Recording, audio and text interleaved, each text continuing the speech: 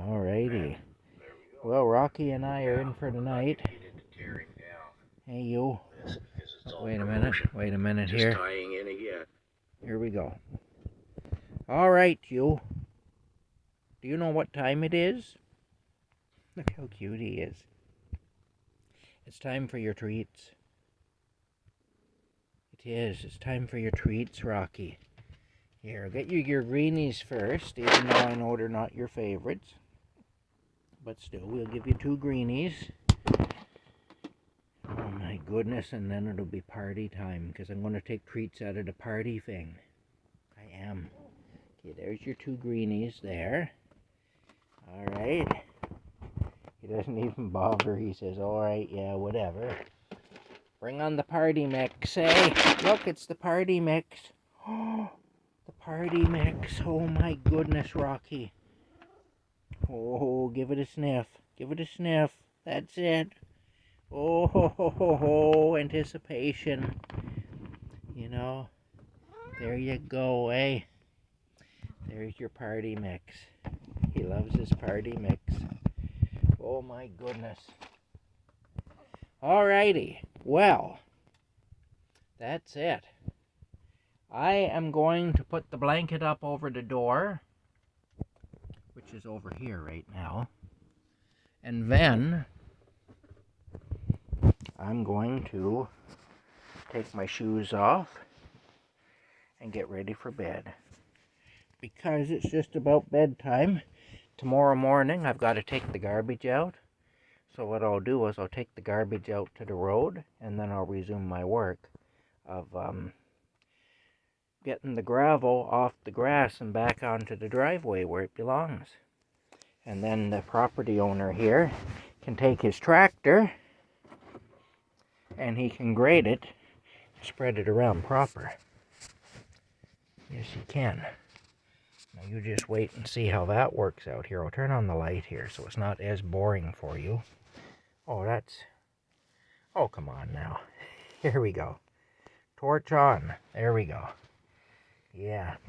My sign maker's tape is all falling down off my door. I had to rebuild my door with sign maker's tape a couple of years ago. And darn it all anyway, you build a door out of tape and you're lucky if you get 2 years out of it. It's crazy. I said that to my brother-in-law one time. He had a lot of money invested in trucks and tractors and everything because he's a farmer. And I remember one time I had this 1984 Chev Impala that I paid $350 for. And I've been driving it for 2 years already. And it was acting up one time, and I was talking to my brother-in-law anyway. I told him, I said, you know, I don't know what the world's coming to these days. You pay $350 for a car, and you're lucky if you get 2 years out of it. Ended up, I drove the car for like 5 years. Whatever was wrong with it, I got it straightened out, and it was good for a long time after that. But anyway, turn the light off again so I'm not shining it in Rocky's face. Anyway, the bottom line is,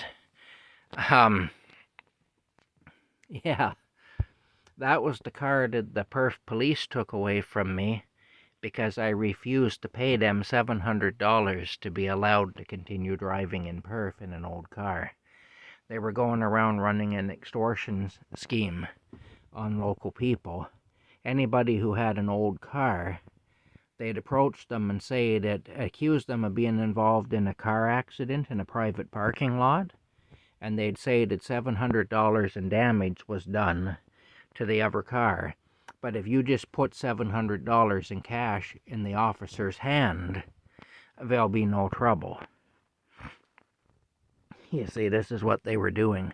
And the story would vary a little bit. I know several people they did this to, including myself. If you didn't pay the $700, which was really a bribe is what it was, then they'd come and they'd pull your license plates off your car and pull your car off the road, which is what they did with my 1984 Chev Impala. But anyway, That was 3 years, though, after I had that conversation with my brother-in-law. And when I said about how you're lucky if a $350 car lasts 2 years these days, I was just being funny. I mean, I was, you're lucky. Don't know what the world's coming to, I said. Guy pays $350 for a car, and he's lucky if it lasts 2 years, Of course, I knew that he had tens of thousands of dollars into his truck, so that's why I said that. I bought a 1983 Buick LeSabre to replace my 1984 Chev Impala that the police took away from me. And the cop that pulled the plates off my car saw me driving it. He actually saw me parking it downtown. And he kind of did a double take and stopped his patrol car in the middle of the street and was turned around looking out his rear window at me like, "Why are you driving when you haven't paid us off? You haven't given us the bribe money, but you're driving?" It was that sort of a thing. And I got the tire iron out of the trunk, and I stood in the middle of the street with the tire iron. And he went down around the corner and stopped at the end of the block.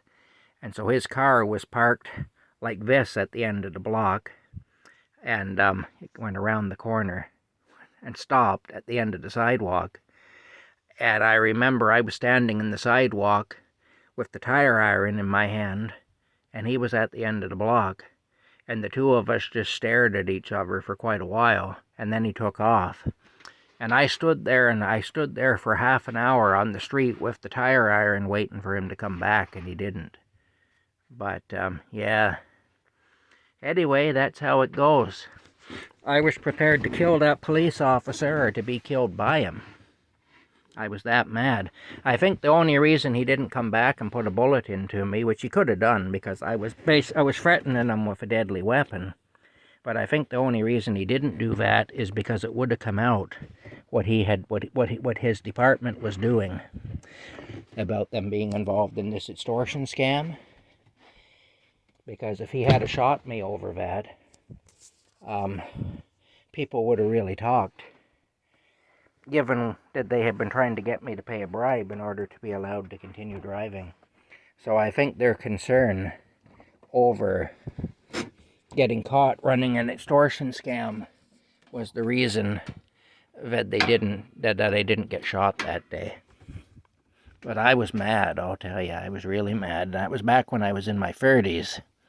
And I had a wicked temper back then. And I mean, I would have went after that cop with that tire iron had he come back,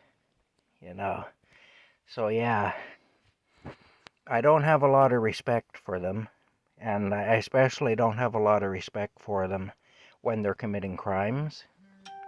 And, extortion and soliciting bribes is are both criminal offenses. And so yeah, I would have had no difficulty going after him anyway for that. And whatever would have happened. But like I say, I think that he and the other police knew that if they did anything, the whole extortion racket they were running was going to come to the surface. I know one guy that paid them and kept his truck. Anybody else that didn't pay them did lose their vehicles anyway. We all had our vehicles pulled off the road, I went up to the police station and raised hell with them, too. So, anyway, they don't like me very much, and I don't like them very much. And Rocky just knocked down my power bank, he did, that I had up there. But that's all right, I'll just go get it. But yeah, that's the other side to me. You see the gentle side of me most of the time on this channel, but I do have another side to me. I can be pretty tough customer when I feel like I have to be. And that was a situation where I really felt like I had to be. I don't think I'll put that back up there. We'll put it here, I guess is what we'll do. Anyway, there's Rocky laying down for the night. But no, I can honestly say I don't have a lot of respect for the police anyway. And it's because of stuff like that, but it was pretty bad what went on there. But yeah, that's how it goes, though. Anyway, I guess this is good night. Rocky's had his treats. I've had my little rant about the police. I've turned off the heat. I've got the blanket over the door. I guess it's time to say goodnight. So I hope you're all having a good day or night or whatever you're doing, wherever you're at in your day. And, yeah, and we will talk tomorrow. Good night.